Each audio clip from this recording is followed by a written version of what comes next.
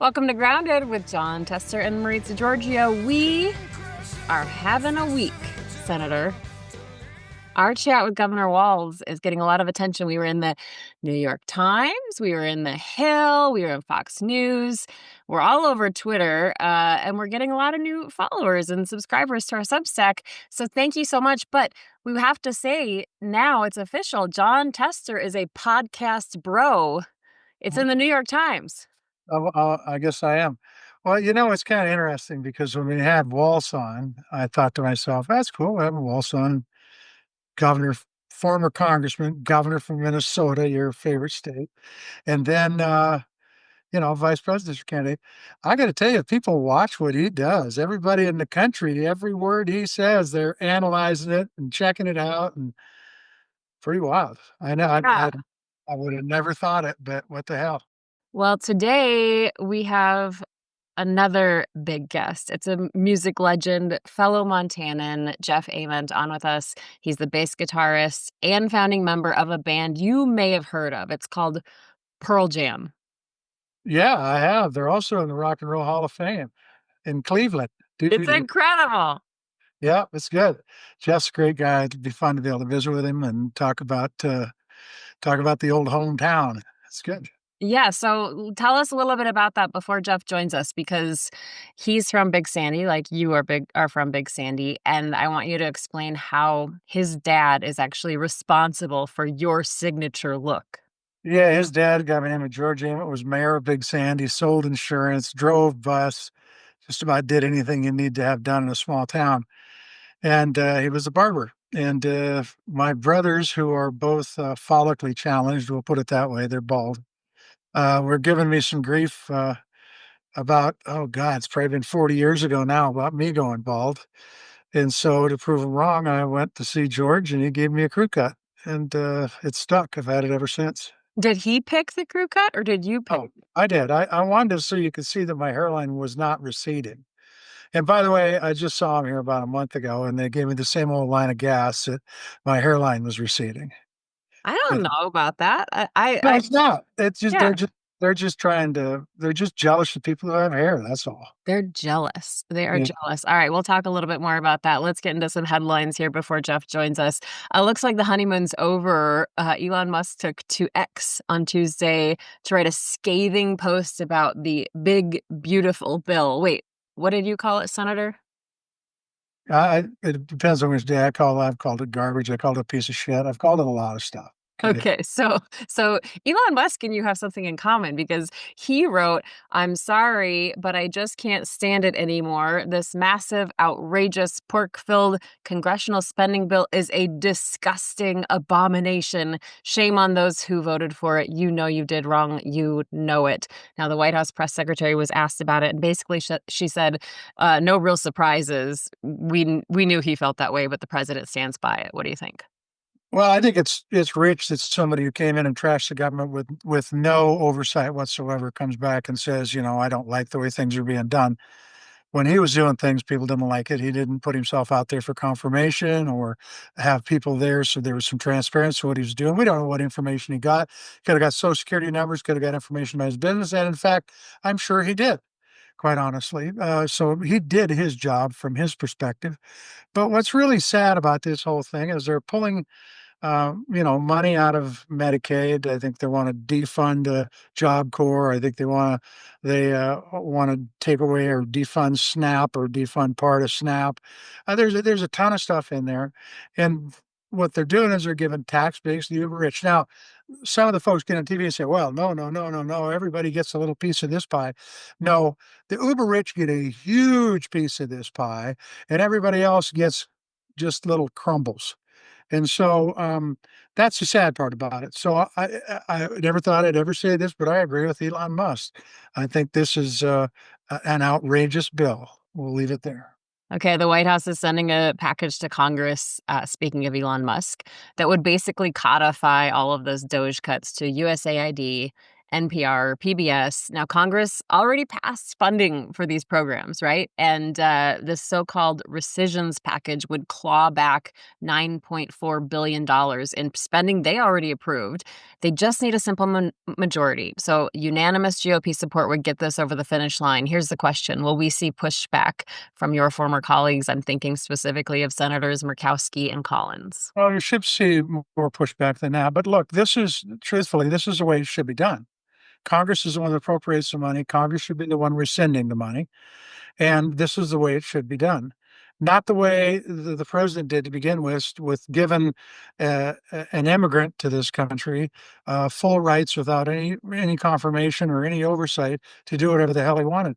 So this is the way it should be done. Now, do I think it's smart to undo USAID, which has always been a bipartisan thing that gives soft power, real soft power for minimal amounts of money, where China's backfilling this money right now as we speak, as it's been pulled out? Yeah, I think it'd be stupid to pull it out. NPR, I've said before, and I'll say it again, I think they do a good job of reporting honestly on the news. And just because it doesn't meet my perspective on something, or President Trump's perspective, or anybody else in Congress's perspective, isn't why you defund it. And the same thing with PBS. So this is crazy. But from a procedural standpoint, this is who should be doing the cutting. Congress, not the president. The president needs to, implement the programs. Congress needs to rescind them.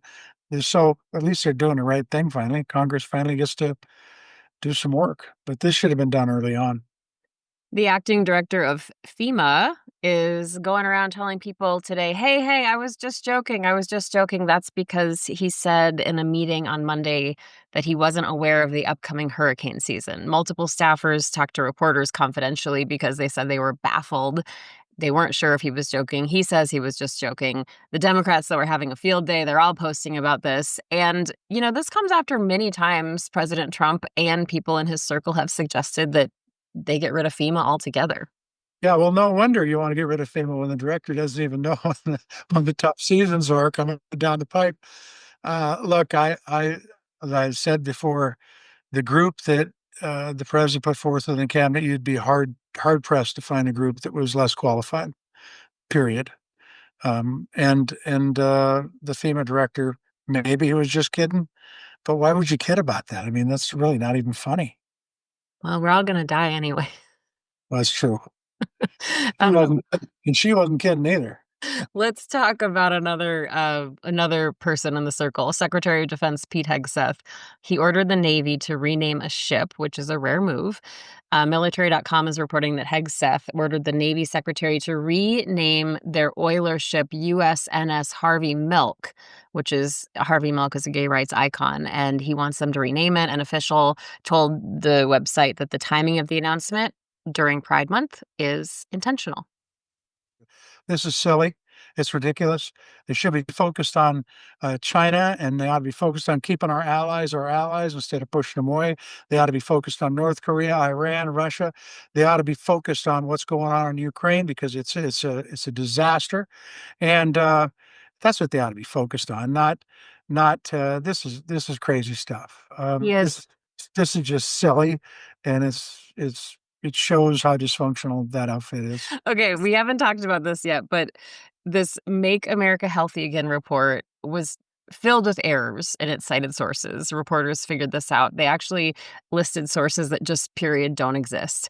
The White House says it's going to fix the errors. They called them formatting errors. One of my favorite influencers and government experts, Sharon McMahon, posted a lot about this and problems with using AI for this type of thing. Because I don't believe they used AI for this kind of thing, by the way. I believe they made up shit and put it in a thing. Don't blame AI for this. Keep going. I'm sorry. Well, she has screen grabs, and she kind of points out examples of how you could tell that's what happened here, maybe in some of them. And AI uses something called hallucinations, and it basically means it fills in the holes. And so the point that Sharon made is that if a student did this, that student would fail or worse. So why aren't we holding our policymakers to higher standards? Great question. We should be. Absolutely should be. If you had a student that used AI to write a term paper, they'd get an F and they should. Many people have lost their political careers for plagiarizing. This is worse than plagiarizing. This is letting somebody else do your work and then you claiming credit for it. But I don't think for a minute that these studies that they cited have anything to do with AI. I think they're just studies that somebody wrote down that didn't have a clue what the hell was going on, and they thought this sounds good and it fits my agenda, so we'll cite this as being a real study. Marisa, you come from the news media. It's the old fake news stuff. You call the real reporters fake news, so you can call the fake reporters real news. Can you imagine if I used AI to make a bunch of stuff? I mean, people did accuse me of that at times, but make a bunch of stuff up using AI and publish it? Well, the truth is that now you can use it a lot easier than when you Yeah. were in it. Well, the thing that the thing that is alarming is that these aren't benign things. These studies are used Yeah. to make policies that affect our lives. No, I mean this is important stuff, but as you pointed out earlier in this program, who the hell cares? We're going to die anyway, right? That wasn't me. I'm quoting a United States senator. Okay, all right. This is all just really crazy stuff. And the fact is this: you make good decisions with good information. If you got bad information, you're going to make bad decisions. They ought to at least try. I mean, just try a little bit to get good information to make your decisions off of. Just try a little bit, just a little bit. So, we are so pleased to have with us today not only a fellow Montanan, but one of the founding members of the most influential rock bands ever. Yeah, it's a little a pearl of a band called Pearl Jam, you know, and the bass player happens to be a Big Sandy dude, so it's good at least somebody from Big Sandy did well in their life, and he's a quality guy, and the reason he's a quality guy, I'll just tell you, is because he came from really good family. His dad is, of course, the reason for this haircut. He was also mayor. He was also raised a few hogs. He sold insurance. Did I forget anything? Drove bus. Did I forget anything, Jeff? And he had a family that was brothers and sisters are incredibly talented, both athletically and in the arts. And so, good dude. And I'm going to tell you a little story about Jeff Ament. When Jeff, started to hit it, started to make a few bucks, the first thing he did, and I think this speaks to the person, the first thing he did is he took care of his parents. That's the first thing he did. And I think that more than anything tells you exactly how Jeff Ament's wired. And it's a pleasure to come from the same town as him. It's a pleasure to know him. And it's a pleasure to witness the success he's had in the music industry because it's not easy. My So head is really huge right now, John. But thanks. but Thanks so I much. know you're going to have to get a wide screen on your screen. You have to get one of those panoramic jobs. So, Jeff, I want to start by just saying first, just a huge thank you to you for you and the guys for letting us use Pearl Jam music for our podcast. I mean, you don't know how much street credit Oh man. this gives someone like me. Like, this is my 13-year-old's record here. Like, he thinks this is very cool. Anytime we can lend our music to something from Big Sandy and to our friends, it's I don't know. We take great pride in that. So thanks for using it. So let me ask you, you're both from Big Sandy. I mean, population less than 700. I'm sorry, Senator, but you are the second most famous person. you don't need to apologize. I don't know. It's less than 600 now. Big Sandy's not as big as it used to be. Yeah. Oh, less than 600. Okay, so I'm wondering, can you just start by telling me your first memories of each other? I have a pretty solid memory of John. He was still in high school and I was in fifth or sixth grade, and he and probably Cybra and probably some of the, or maybe Ralph Simpson, a handful of those guys used to ref our basketball games. And I remember noticing that John was missing some fingers and could still kind of light it up, and being kind of amazed by how he could hold the side of the ball with just a thumb and a pinky. I thought that was something pretty special. Like, kind of, he could have been on the Harlem Globetrotters maybe or something. Yeah, maybe that's your second career, Senator. Yeah, maybe. I happen to that my first memory, actually, you should ask Charlotte about her first memory of Jeff because it was when she was babysitting him and he was still in diapers. But my very, very similar story. I don't remember reffing you in basketball, but I hope I fouled you out. But what I do remember is we used to we used to we used to play basketball out on the pavement in front of the high school, and there was you, I think Richter, I think was another one that was out there, and these kids were, I mean, they were half our size, literally, and running between our legs and laying the ball up and shooting 3 pointers, and before there were 3 pointers, and you know, we were having a hard time competing. Let's just put it that way. Maybe that's why I didn't make the varsity squad. What imagery that is. So, Jeff, I mean, your dad, like Senator Tester just said, your dad was the mayor for 15 years. We know he gave him that haircut. What do you remember about how that shaped your views, especially coming from an area that now is, I mean, solid Trump country, Big Sandy? I hear. I hear. Yeah, well, it was just normal to see both of my parents sort of volunteer and help, around town and at the church. And if, there was a handful of elderly people in town, if they needed some help with something, my dad would go over and help out. If there's, a toilet clogged or, in fact, he started a garbage business that he passed on to me very quickly. There was a handful of older women in town that maybe didn't have a car and couldn't get their garbage to the dump. And so he started going by there, and then they started paying him a couple bucks a week or whatever. And then he had so much going on. I just gotten my driver's license, and I got my driver's license to get out to Bud Myers, which is the farm right next to John's. Um, I worked out there for 3 summers, and because I had a driver's license, my dad was like, "Well, you can take over my garbage route," which started with like 10 people, and at the end of it, I had like 40 my senior year. But my parents were just super involved with the whole community, and if somebody was in need, they were part of bringing food over to their house or to the hospital or whatever was going on, and it was just pretty normal. It was normal uh, life, and so as I got older, I you just naturally start to do the things that you've been taught, and everything that we've been able to do through the band with our philanthropy and my own philanthropy. It's just an extension. It's like I got lucky. I made some money. Like, sure, you help people out. You pay attention, and it's been one of the great things about being in the band is just meeting all these incredible people all over the planet who volunteer and do good work and are so connected to their communities, and it's just continual inspiration. So um, it's it's a cool life because of what the band has given us.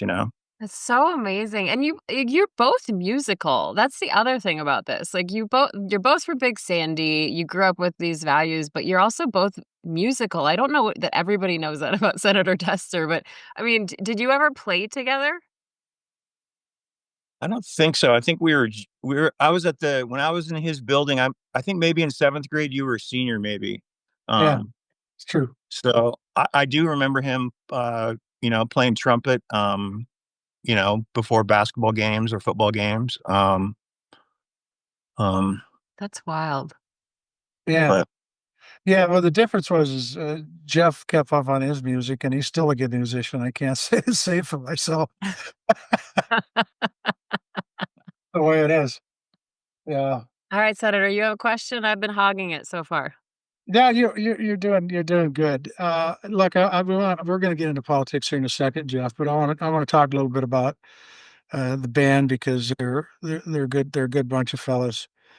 So I'll give this like a three-part question. Number one, who's the funnest to be around? Number two, who's the most creative? And number three, who's the most political? man, that's a tough one. The funnest.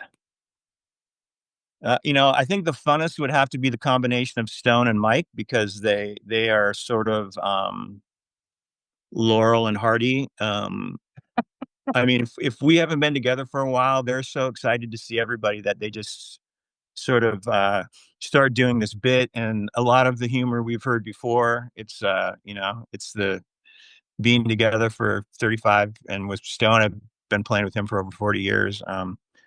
But those guys are probably the funniest. Um, every guy in the band is so creative in their own way, man, and everybody's always writing, and everybody has side projects, and a handful of his paint, and kind of do the other arts. And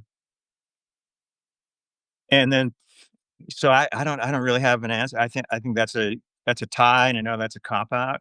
I think politically, I think everybody sort of takes up different uh, parts of the politics and the social issues. Ed's probably, the head of the snake in terms of the politics. The best part is, if we haven't been together for a while, is just the hang. We hang, and when we've all gone off on our own, and we all have our own little communities of folks that we talk with and learn from, and then we get back together, and we get to inform each other on sort of what we've learned, and it's just the best. I mean, we talk a lot of music, but we talk at least equal parts politics and philanthropy, and the rest of the arts. So So you go to the University of Montana. Woo! You yeah. take up the bass. You end up moving to Seattle. Correct me if I'm wrong on any of this. You end up moving to Seattle. You pick up some gigs with some bands out there. And at what point in time did you look in the mirror and say, "Shit, I can make a living off of this, and a pretty good living"? Oh What? man, I mean, I don't even I think even when by the time, I've been doing it for I mean, college started in 81, and I started a band pretty quickly after that, and then moved to Seattle in 83, and then Pearl Jam kind of started to hit around 92. And I think even at that point, like, I didn't think it was going to last. I didn't think I was going to make a living at it. Like, I I bought a little piece of land here in Missoula, where I eventually built a house, sort of thinking that it was all going to go away, and that if it went away, I was going to be okay to get a job in town and maybe go back to school, and then I could just slowly build a little cabin or something out here in the woods where I bought this little piece of property. So it probably wasn't until like the mid '90s that I felt like I had made it, because it's such a crapshoot, and it's the odds are impossible, and I have so many friends that I came up with that didn't make it, that are, half of them are still doing it, and half of them gave up and got, sort of real jobs. But I just knew that the best way that I could spend my 20s was to just go for it and just do what I love to do, and work side jobs, and that allowed me to sort of, follow through with, just being around music, and being around people putting on shows, and being around artists of all types. And that was the thing about moving to Seattle, and it was tough, man. I mean, I knew two people when I moved to Seattle, so it was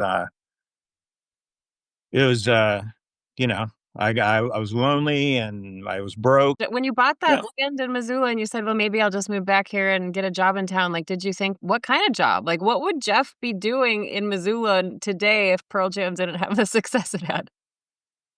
I mean, I think I was thinking I, would work in a bookstore, or work in a coffee shop, or I mean, I don't, I mean, that was sort of my reality up to that point. So, and it was doing lots of little side jobs, knowing people in the music business that did catering, or built scaffolding, or, kind of doing what my dad did. My dad was just like, oh, there's a little job somewhere where I can make a couple bucks. I'll go do that for a little bit. And so I think it was, a lot of it's survival, and some of it's just staying busy, and through that process, you start to, you just meet all sorts of people, and that just gives you more opportunities. I think just being in the middle of a lot of different things, that always leads to the next thing. It leads to another show or another job or a better job or a great musician who you've always wanted to play with who doesn't have a gig. Just any of those things. So um, I've always liked the social part of it. So Well, you're up, Maritza, unless you want Oh, me to okay, keep. yeah. No, I think it's great. I mean, I have a lot to talk to you about, because this is just and the senator knows I'm always I always have way too many questions. But I wanna get into the political sphere here yeah, because I mean, we saw President Trump go after Bruce Springsteen on social media after the boss made some comments at one of his concerts overseas about the administration. And Trump went after him and just said he's not talented. He said he better keep his mouth shut. And then later called for an investigation into his endorsement of Kamala Harris. So Bruce is still at it, by the way, I'll say. He's still talking at his concerts. But your bandmate, Eddie Vedder, made his own comments a couple of days later in Pittsburgh supporting the boss and the issues that he raised. Part of democracy is healthy public discourse. Yes! The name crime is so beneath us. Bruce has always been as pro-American with his values of freedom and liberty, and his justice has always remained intact. And I'm saying that I'm saying just to be sure that this freedom to speak will still exist in another year or two from now when we come back to this microphone. So I'm wondering if you can just tell us about that moment. Like, did you guys all discuss that before you went out that night? well, we'd been talking about what Bruce had been saying, and Bruce was so eloquent, and I think he was just reminding everybody. I mean, it's happened a lot over the 30 years we've been a band. It happened a little bit. During the Bush years, it definitely happened during the first Trump administration, where you're traveling somewhere, and a lot of times people in other countries think that you voted for them.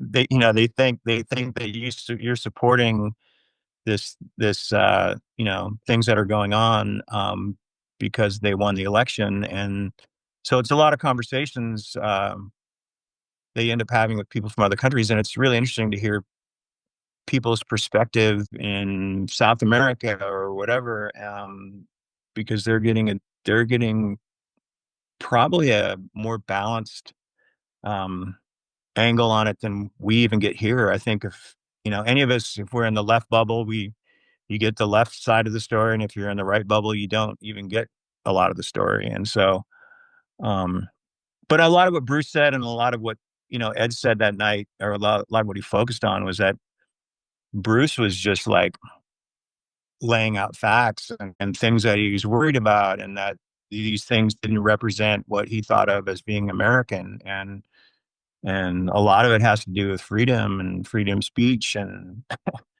the very thing that Trump's going after people about right now. Like, if they say he's wearing a bad tie, he's ready to throw him in prison, or it's like, and so it's fascist behavior, and I think it's just us trying to be a part of that conversation and keep that conversation alive, because that's not the very core value of America is that freedom to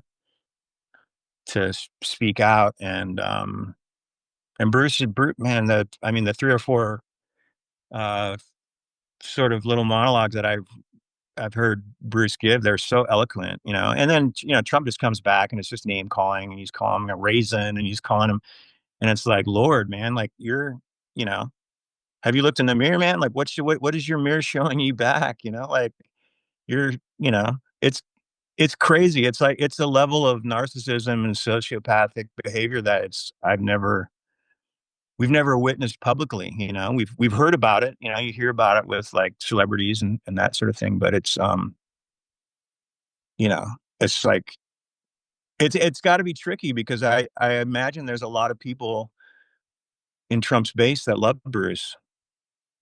Yep. He sort of speaks to all sides. So, and he speaks for the worker, and he speaks for the salt of the earth, the people that we built this country, the backs of the people that this country got built on, and the vets, and so, and the other side of it, you have a draft dodger and like a silver spoon guy, that has largely been a failure in every business he's ever had. And it's happening to our country right now. I think, I mean, the economists that we know of and that we talk to are really worried about what's going to happen here the next few months. So,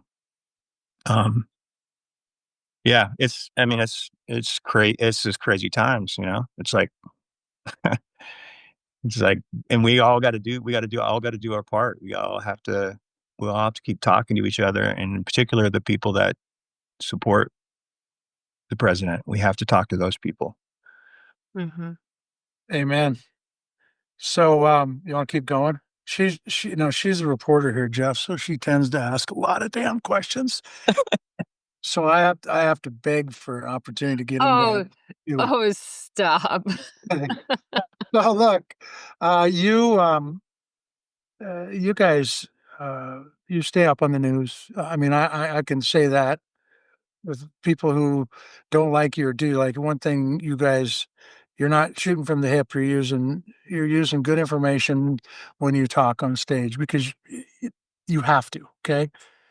So what, I mean, there's a lot of things to be concerned about. And I don't know if you remember when President Trump got elected, but Congressman Cheney said, we'll be fine if the institutions hold up. And I don't know that we can say they've held up very well. The courts are trying to do their job. Um, what right now gives you the biggest pause moving forward?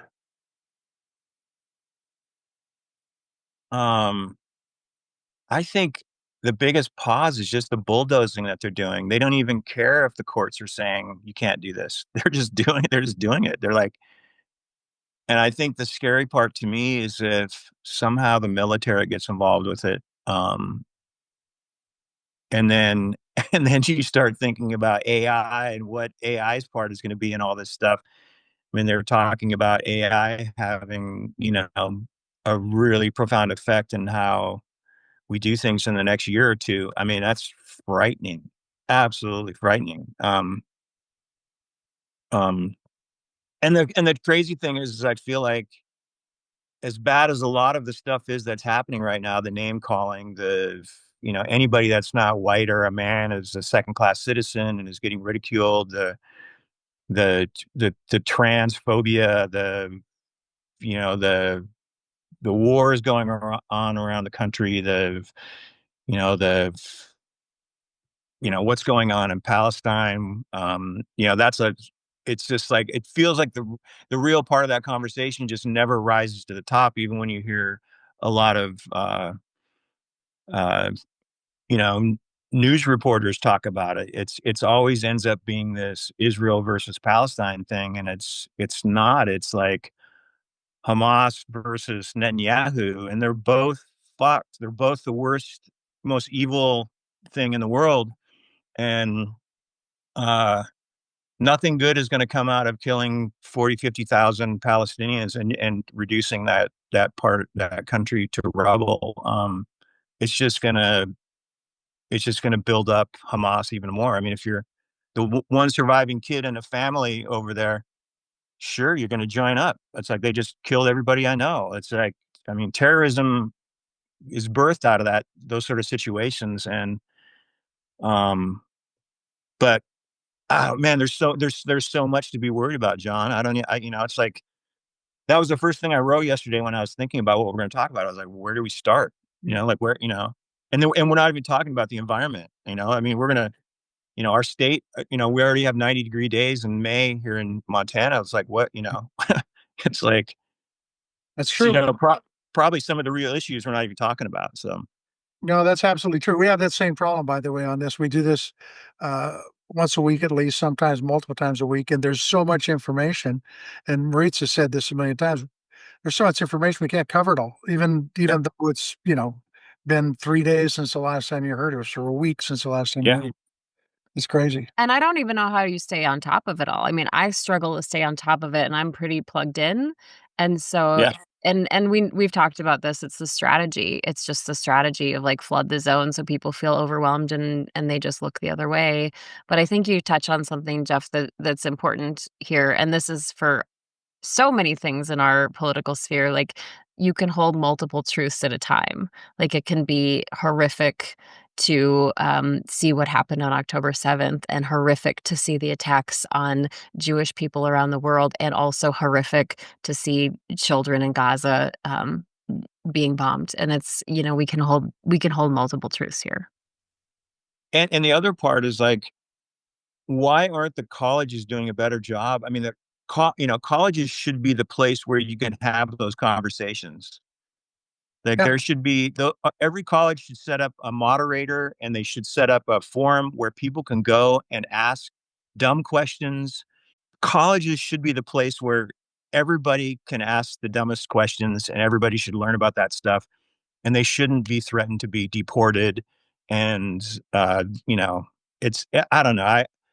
College is where I sort of started to form my identity and my politics, and it was radically different from the politics I grew up with. And I there's a lot of what I would change about my college years, but I would not change that. I would not change the people that I was around that taught me so much about just having a different point of view. And we should be sending more kids to school to have these conversations and get back to, the America that we talk about in my dad's barbershop, people coming in and arguing about stuff, and maybe leaving with a question mark about something you believed your whole life. And we're in a tricky spot right now, because I think everybody is really dug into their little corner of their smartphone, which is not very smart. Was there like a specific turning point or event for you in college that made you remember turning you to say like, oh, this is something I really want to get engaged in?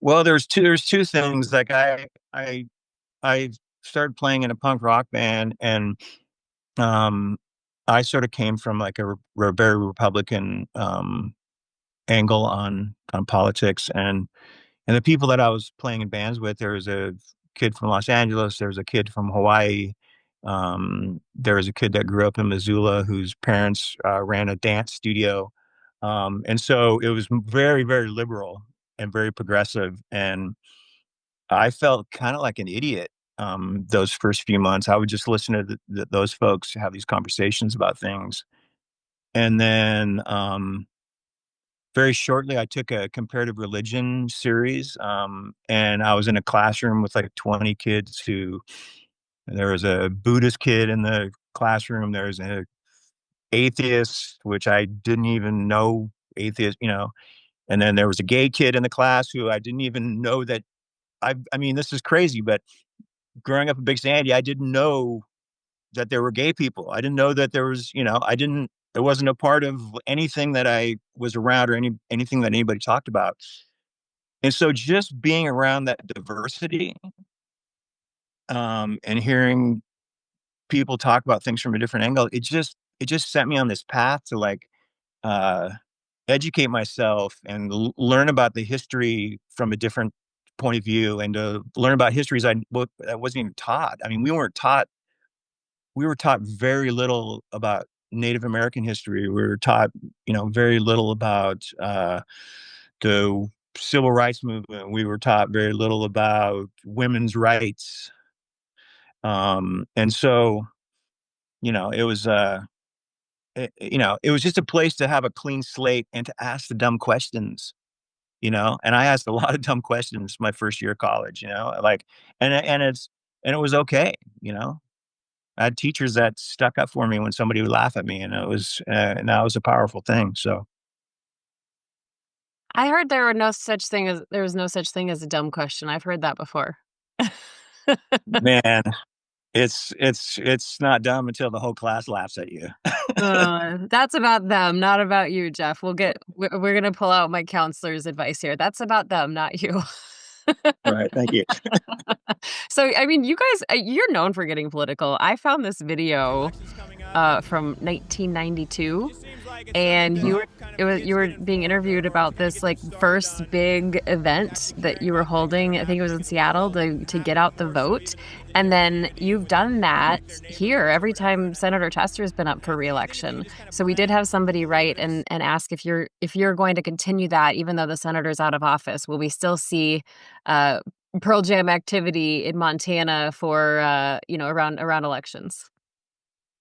Yeah, because Montana needs more help than ever right now that John's not in there. I mean, holy smokes! Like we got to get the state back at least with a little bit of purple in it. And so, I'll be involved and I'll get the guys involved however I can. And hopefully, like, I mean, I hope things don't get too bad, but I'm pretty sure the pendulum's going to swing pretty hard the other way. I think, especially here, if they, if if they take away public lands and if people can't get health care and if small schools and small communities start closing, uh, if hospitals start closing in small communities, I mean, this is all the stuff that's sort of in the works. I think the pendulum's going to swing pretty hard the other way. And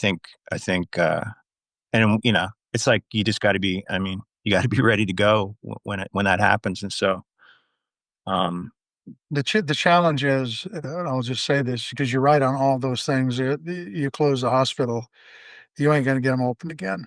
I mean, you know what I mean? I mean, yep. And I tell this story, the town. My grandparents came in 1910. It took basically 50 years, a little more than 50 years to build that hospital. Now we are basically a little over 50 years on the other side of that. And the town's not as big as it was when that hospital was originally built. And if it closes, it's bad news. It's bad news for any small town that loses their hospital. It becomes much more of a ghost town than it ever had a chance of before. So, but you're right. You're absolutely right on all those things. I mean, the truth is, I do think the pendulum will swing back, and I think that you got to give people a place to land. And if Democrats are smart enough to do that and not go too far to the left, I think that they can put themselves in a position to really have a future that our kids and our grandkids can be proud of. So we'll see. See what happens. Okay, I'm gonna get political for one more question, and then we'll get into some fun. And you tell me if you don't want to talk about this. We don't have to, but I'm wondering if we can talk about the poster. Oh, the poster. You mean the cartoon? The cartoon poster that we made? Yeah. So I mean, it just we talk about we talk about standing up to the establishment. I mean, there was a lot of brouhaha over that poster. It involves both of you, this Missoula concert poster. So wondering if you guys want to talk about that, if you'll tell us the story. And if you don't, that's fine. Well, what's amazing is like, I sort of worked on this poster with a guy that's kind of a cartoonist, this guy Bobby Brown. And I used him because his stuff is sort of very obviously cartoony. And we went way further. Like we pulled stuff out of that, but it was all real stuff. It was all things that were going on. Uh, there were members of the Ku Klux Klan in the White House. There was things happening. I mean, it's, I don't know, it's that stuff's fun. And then like, I took that as like I mean, it's the way political cartoons should be. You should be able, it should, like a comedian, you should be able to say anything because it's a cartoon or it's comedy. Um, and so I thought I didn't think the Secret Service was going to show up. Did they? Yeah, for sure. I got interviewed Oh because my gosh. it was a threat. They thought there was a comment on the back of the poster that I made about like it's time for action, and the time for action. And then I went on to talk about how important it is to vote and whatever, and they took the time for action as like some kind of a threat, I guess. But So they're threatened by people voting. So for people who haven't seen the poster, could you just like how would you describe it, Jeff? It's it was a metaphor. It was like everything that was going on in DC at that time. It was like the house was on fire is was the metaphor. And so the White House is on fire.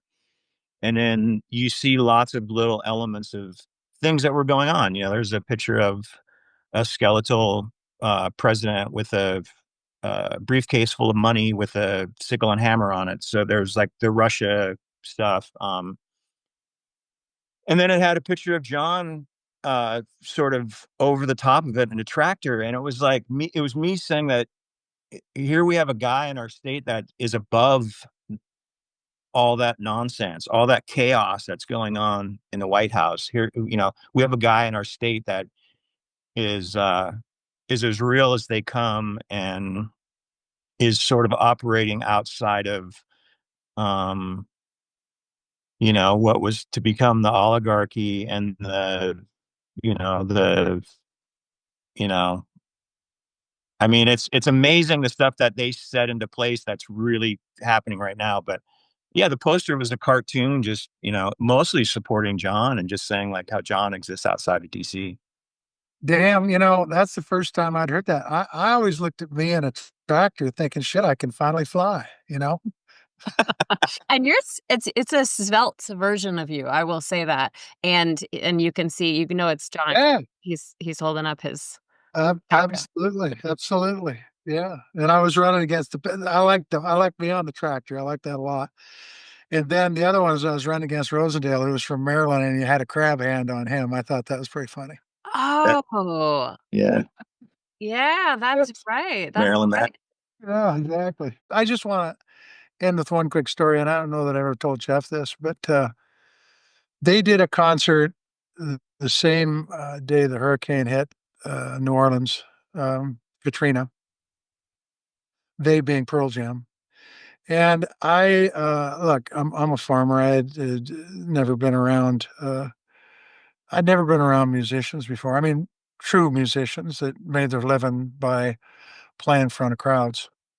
And I always had this mindset that they were always, stoned out of their minds on drugs and mind altering shit. And so I went to this concert that they were doing, and Jeff got the band to do it for me. And I walk in there, and here's the guys from Pearl Jam that weren't anything like I imagined them to be. They actually reminded me of pro athletes. They were incredibly focused, absolutely sober as a judge, every damn one of them, and had one thing in mind, and that was to go out and put on a show and entertain the people who had bought a ticket to come to that.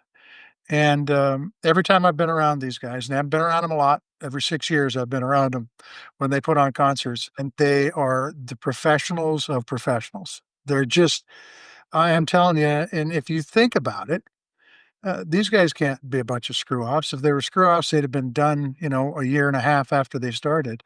The reason they've been able to stand the test of time, and I would say that about every group that's out there that stood the test of time, it's because they focus on what's important, and that's making music that people like, and creative music, and music that stretches folks out at times, but that they always can come back to. And so I would just say to Jeff Ament, one of the greatest guys that the town of Big Sandy has ever produced. I'm proud of you, man. I wish you continued success. I don't know, you're only what, 29 now, so you got a lot of years ahead of you. But the truth is that you do a hell of a job, and you're a hell of a role model for kids moving forward. In my book, I'll just tell you that. Well, let me just return the compliment by saying how a handful of the highlights in this band have been doing these shows with you in Montana to help you get elected.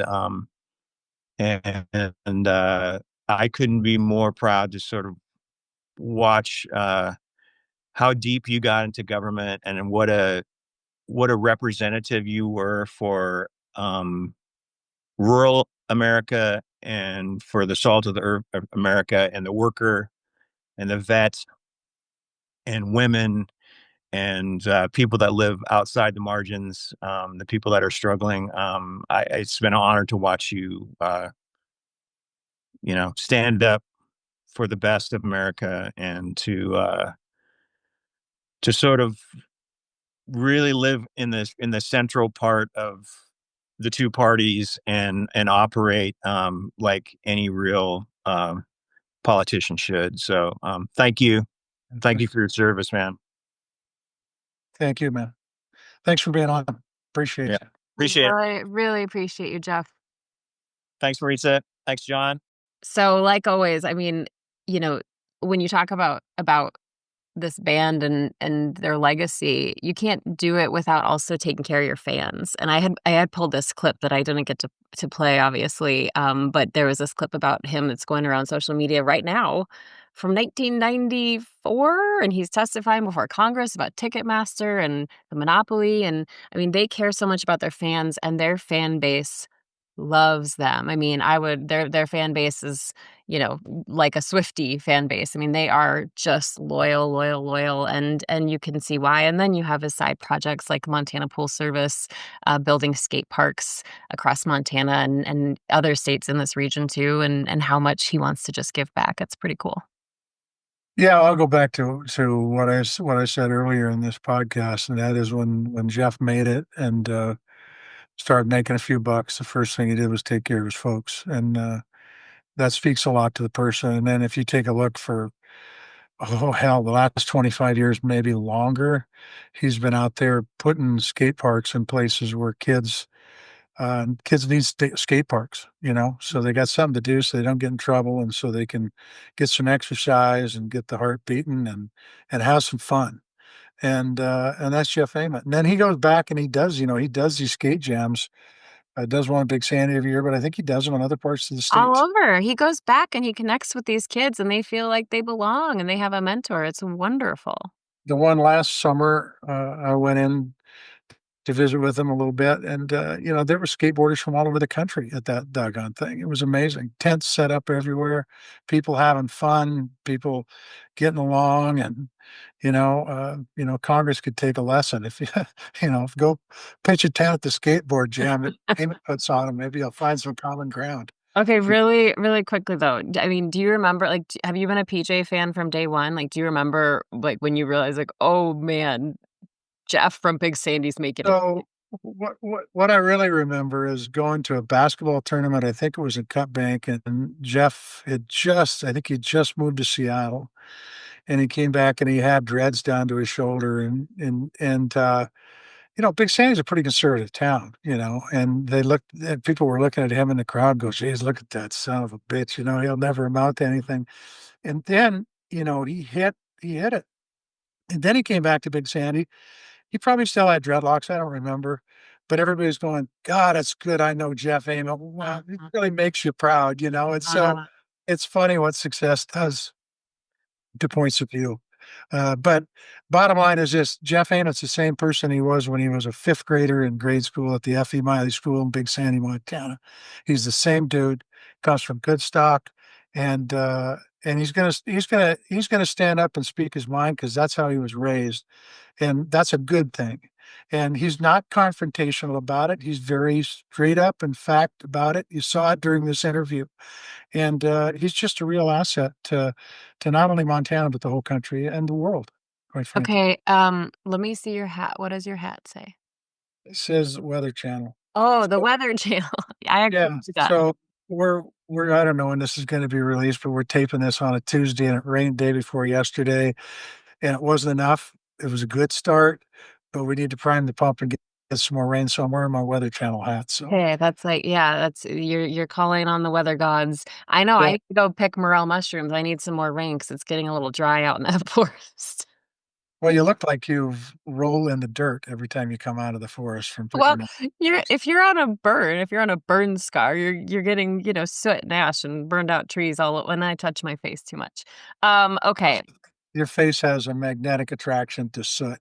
Well, no, I'm always like wiping bugs off my face, and then I have dirt on my hands. So, we want to just say thank you so much to our friend and guest Jeff Ament. and his bandmates at Pearl Jam for letting us use their music every show.